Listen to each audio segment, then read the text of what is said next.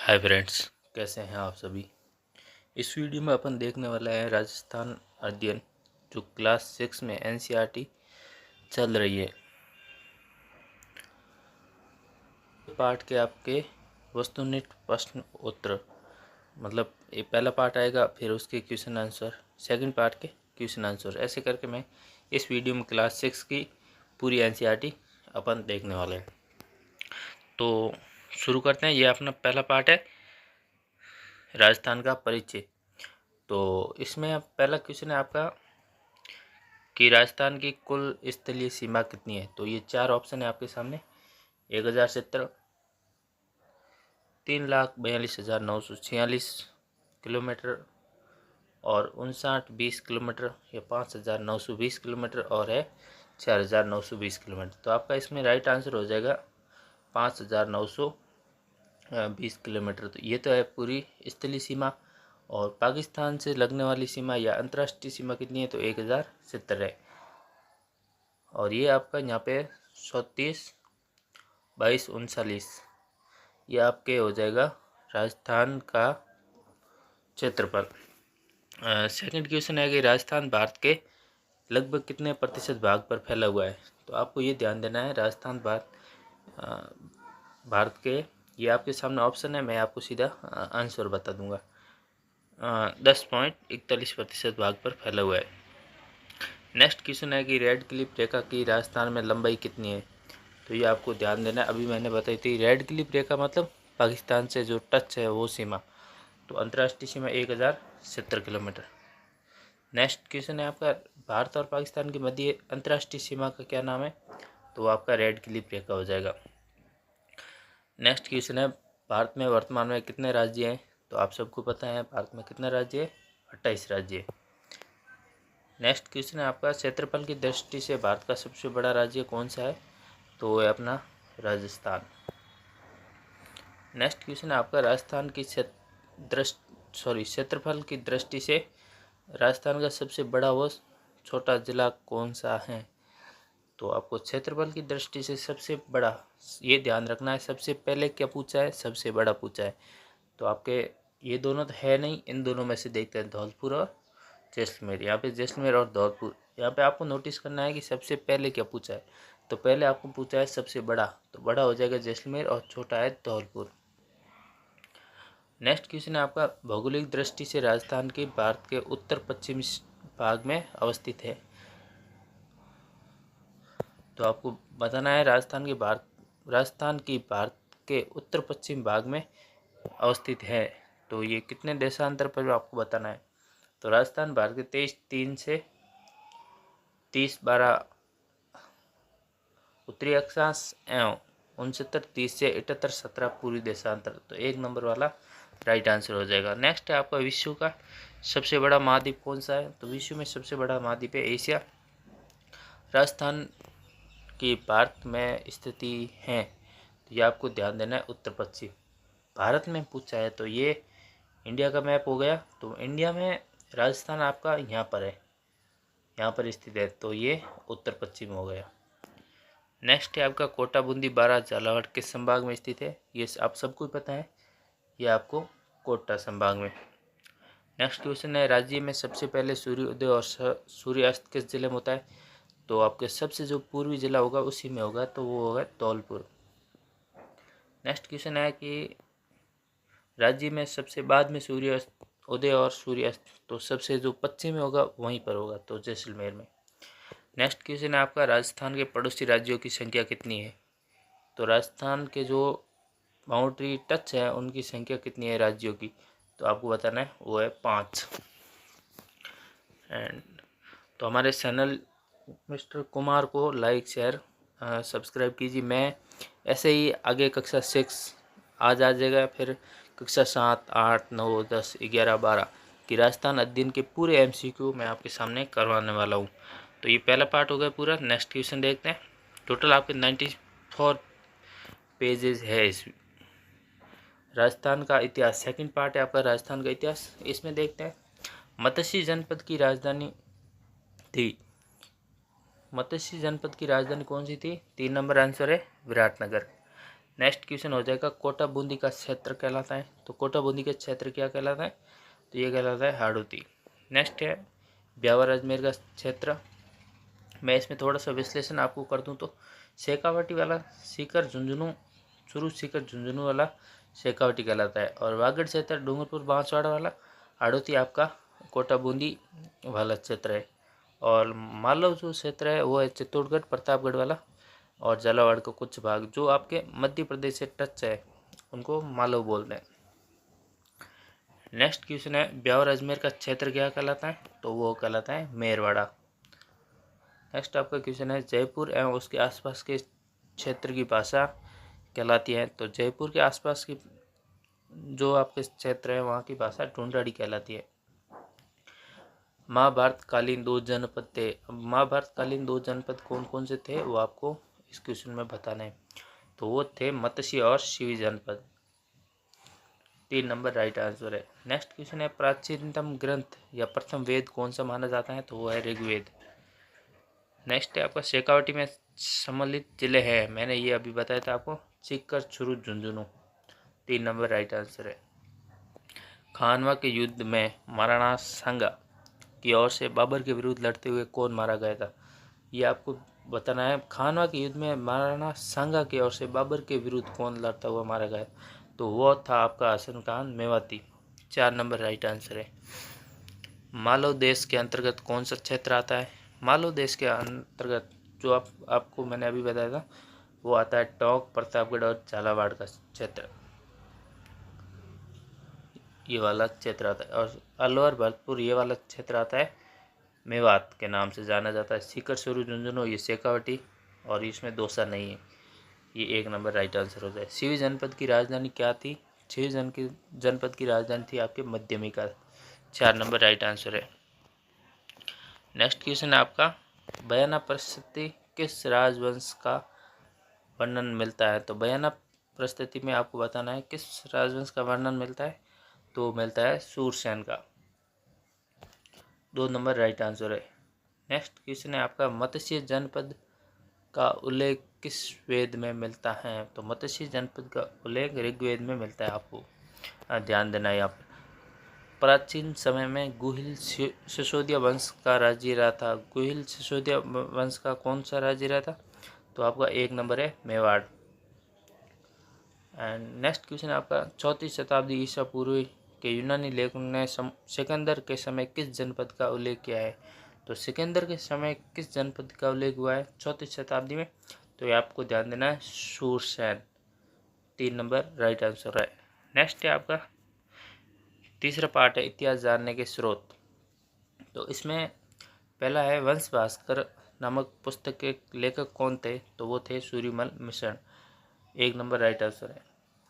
मैं आपको ये ऑप्शंस नहीं पढ़ रहा हूँ, सीधे एमसीक्यू करा रहा हूँ ताकि आपका भी टाइम कम लगे और वीडियो ये थोड़ा सा छोटा बन जाए, नहीं तो टोटल 10 पार्ट है और 10 पार्ट का वीडियो फिर लॉन्ग चला जाएगा, इसलिए मैं आपको सीधे आंसर ही बता रहा हूँ।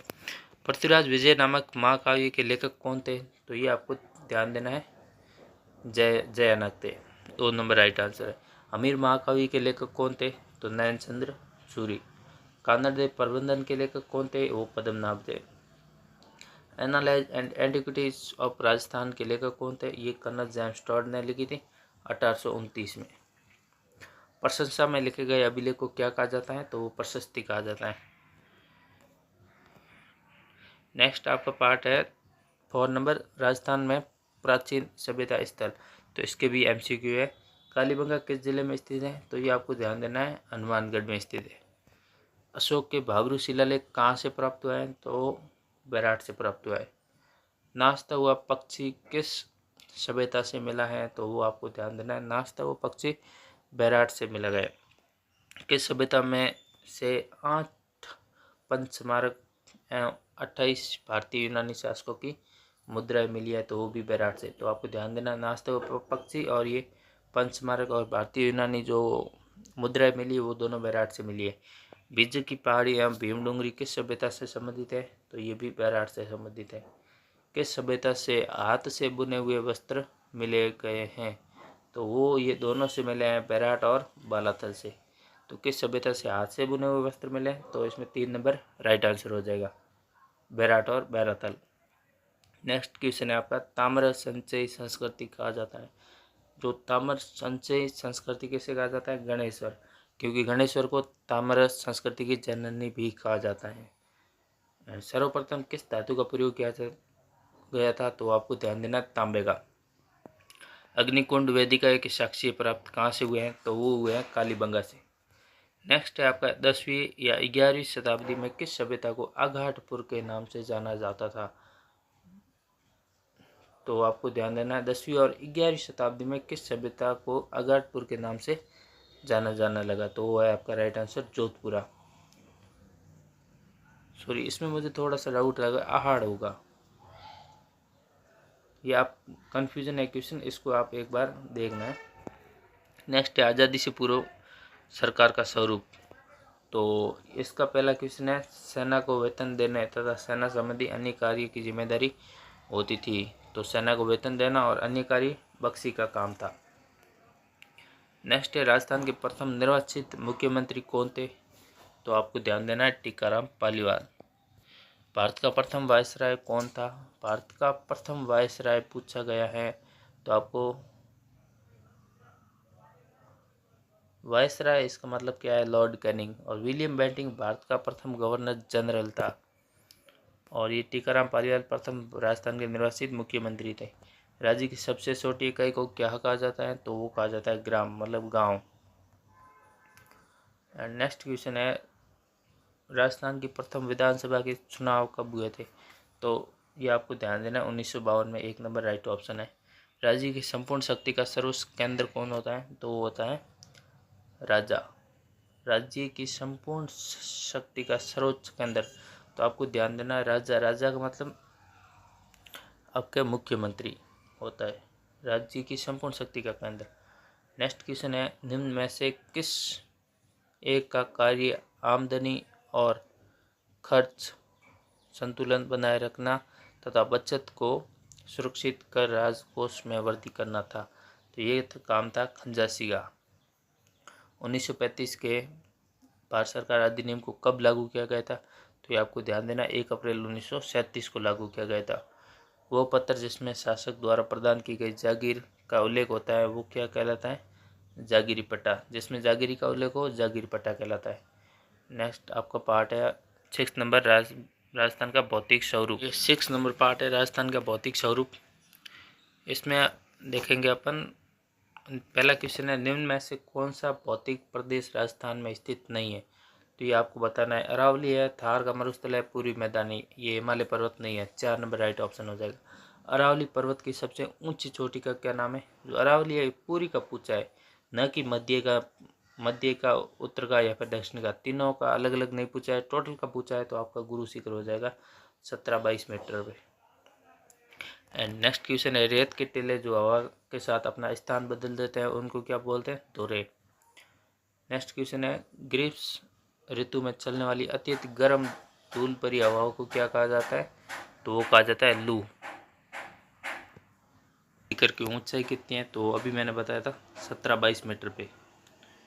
नेक्स्ट क्वेश्चन है, मानचित्र पर समान वर्षा वाले स्थानों को जोड़ने वाली काल्पनिक रेखाएं क्या कहलाती हैं? तो वर्षा को जोड़ने वाली रेखा, काल्पनिक रेखा, तो समवर्षा रेखा। नेक्स्ट है, सर्वाधिक वर्षा वाला जिला कौन सा है? तो वो है जैसलमेर में सबसे कम होती है। माउंट आबू सर्वाधिक वर्षा वाला स्थान है, ये ध्यान रखना, ये स्थान है।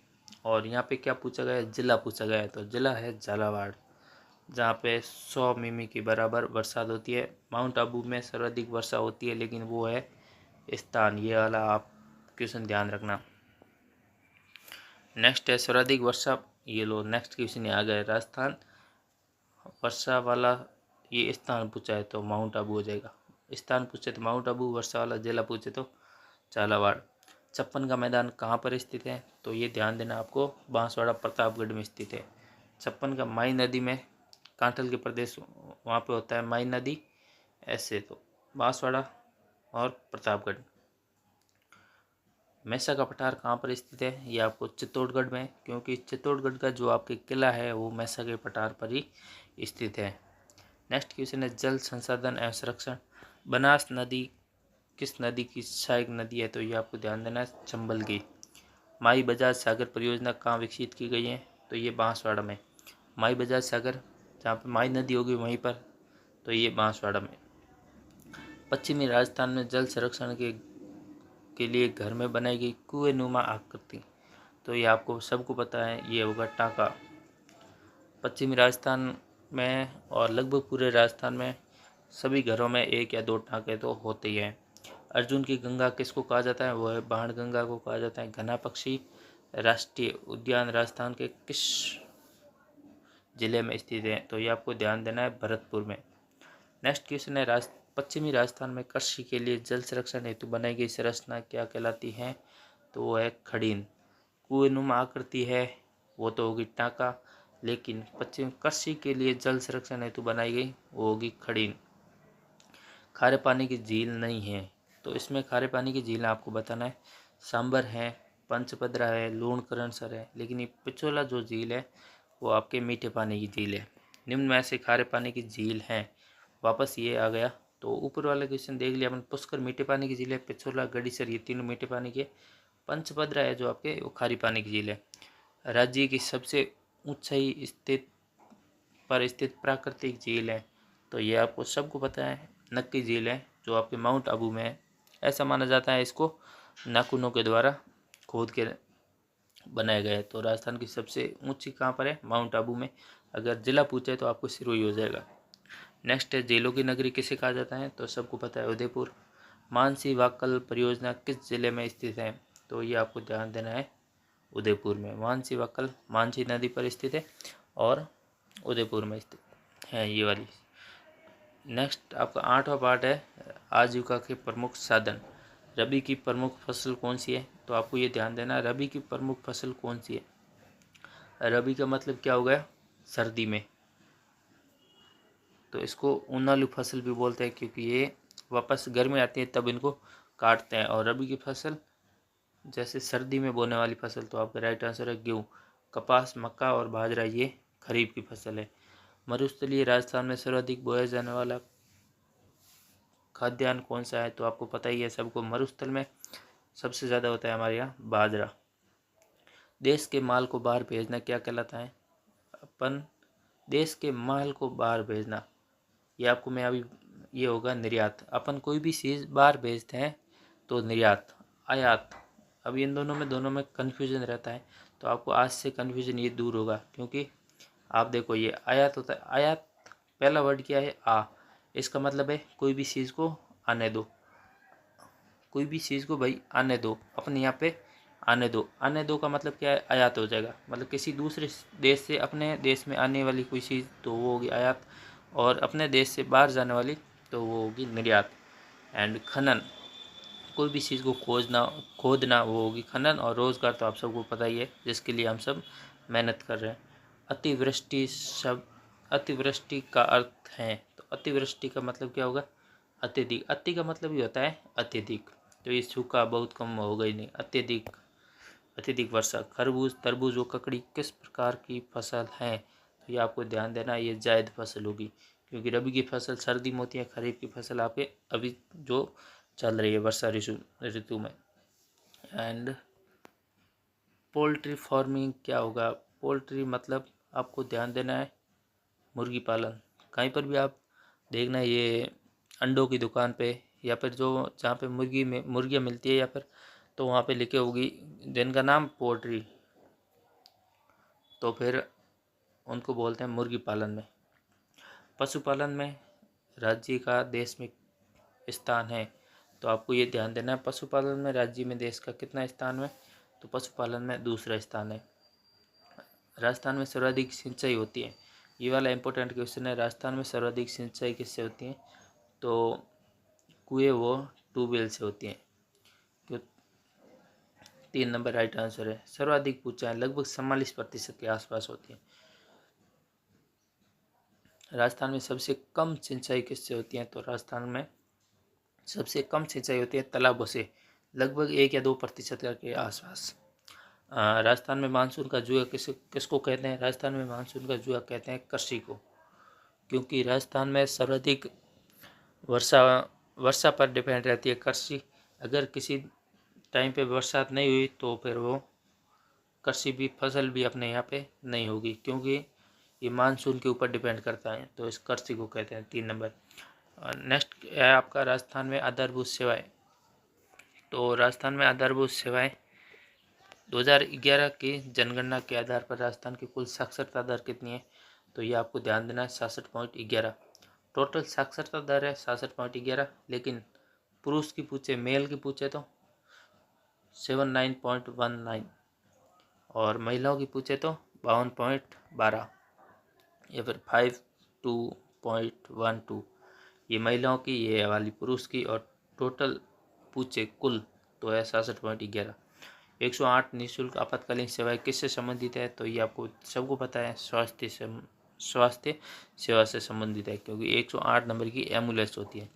2011 की जनगणना के आधार पर राजस्थान में महिला साक्षरता दर कितनी है? तो अभी बताया था 52.12, और ये 79.19 है पुरुषों की, और टोटल है 66.11। साक्षरता दर का मतलब क्या होता है? 100 में से कितनी महिला या पुरुष पढ़ी हुई हैं, या जिनकी साक्षर मिनिमम अपना नाम लिखना आता है, पढ़ना लिखना जानती है, उसको बोलते हैं साक्षर। राजस्थान में निःशुल्क एवं अनिवार्य शिक्षा किस आयु वर्ग के लिए? तो यह आप सबको पता है, राजस्थान और इंडिया में दोनों में स से लेके शब्दावश तक है। दवाइयों का विक्रय एवं निर्माण लाइसेंस कौन सा विभाग देता है? तो ये सबको पता है, दवाइयों का कौन देगा? स्वास्थ्य विभाग, औषधि नियंत्रण संगठन। 1 नंबर राइट आंसर है। अब इन डाक का, परिवहन का तो क्या ही मतलब है दवाइयों से। बैंक एक ऐसी मुद्रा है जो क्या करती है, किसका व्यवसाय करती है? तो आपको ध्यान देना, बैंक हमेशा मुद्रा का व्यवसाय करती है। बैंक के लिए तो पैसा, जो मुद्रा है उसका लेन देन ही करना है, वही काम है। तो किसका व्यवसाय करती है? मुद्रा का। राजस्थान राज्य परिवहन निगम की में स्थापित हुआ है। राजस्थान राज्य परिवहन निगम कौन से सन में स्थापित हुआ है? तो आपको ये सबको बताना है। ये होगा 1 अक्टूबर 1964 में। 4 नंबर राइट आंसर है। पश्चिमी रेलवे क्षेत्र प्रशिक्षण केंद्र स्थित हैं। तो ये आपको पता होगा कहाँ पर है, पश्चिमी रेलवे प्रशिक्षण केंद्र। तो आपका राइट आंसर हो जाएगा उदयपुर में। निम्न में से कौन से हवाई अड्डे भारतीय वायुसेना के अधीन हैं? तो सभी होंगे, बीकानेर, जैसलमेर और सूरजगढ़। राइट आंसर है सभी। राजस्थान में सड़कों की सर्वाधिक लंबाई है। तो राजस्थान में सर्वाधिक सड़कों की लंबाई कहाँ पर है? ये हमारे जोधपुर में। और सबसे ज़्यादा हालत ख़राब किसकी है अभी बारिश में? जोधपुर की है सड़कों की। नेक्स्ट है आपका लास्ट पार्ट है 10वें नंबर का, लोक संस्कृति की कला। चूहों के कारण, पहला क्वेश्चन है, चूहों के कारण किस मंदिर को जाना जाता है? तो ये आप सबको पता है, करणी माता का मंदिर है, जहाँ पर चूहों को क्या कहा जाता है? काबा। नेक्स्ट है, ऊँटों के देवता के रूप में किसे पूजते हैं? तो पाबू जी को पूछते हैं, क्योंकि पाबू जी ने ऊँट लेके आए थे राजस्थान में। राजस्थान की मातृभाषा क्या है?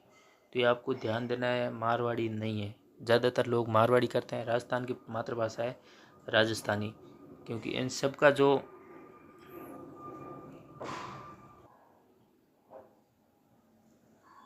इन सबको जो मिला के अपन करते हैं उनको राजस्थानी बोलते हैं। जैसे मेवाड़ी, मारवाड़ी, हाड़ौती, वो सब, शेखावट वगैरह, वो सब है राजस्थानी।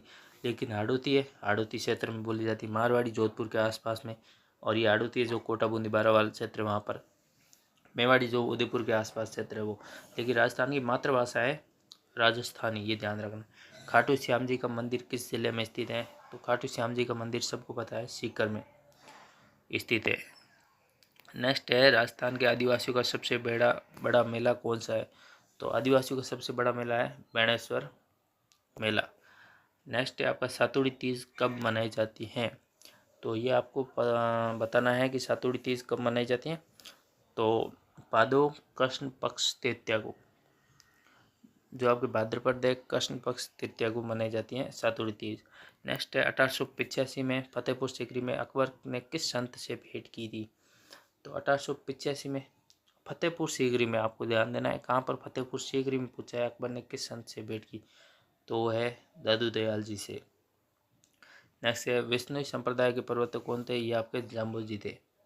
3 number right answer. किस संत का संबंध कत्रियासर बीकानेर से है? तो वो है जसनाती संप्रदाय। इनके यहाँ पर अग्नि नृत्य भी होता है। नाथद्वारा के समीप स्थित मोलेला गांव किस कला के लिए प्रसिद्ध है? तो मोलेला गांव है टेराकोटा से संबंधित। थेवा कला के लिए कौन सा प्रसिद्ध जिला प्रसिद्ध है? तो थेवा कला के लिए प्रतापगढ़ प्रसिद्ध है। एंड काष्ठ कला का प्रधान केंद्र कौन सा है? तो काष्ठ कला का है बच्ची चित्तौड़गढ़। तो काष्ठ कला का प्रधान केंद्र कौन सा है? बच्ची चित्तौड़गढ़। एंड आपका नेक्स्ट पार्ट आ जाएगा राजस्थान का। हमारा राजस्थान कक्षा 7 की वस्तुनिष्ठ प्रश्नोत्तर। ये मैंने इस क्लास 6 के पूरे वस्तुनिष्ठ क्वेश्चन हो गए जो भी आपके उन पार्टों से बनने वाले थे, जो आपको कक्षा 6 से बनने वाले थे। अब इस वीडियो को लाइक शेयर सब्सक्राइब करना आपकी जिम्मेदारी है। अगर यहाँ तक आ गए हो तो मैं कक्षा 7, 8, 9, 10, 11 और 12 की सभी राजस्थान अध्ययन की ऐसे ही क्वेश्चन आंसर पूरे एक वीडियो में एक साथ एक कक्षा के लेके आने वाला हूँ। तो आप सबका ये जिम्मेदारी है कि इस वीडियो को ज़्यादा से ज़्यादा लाइक शेयर और सब्सक्राइब कीजिए।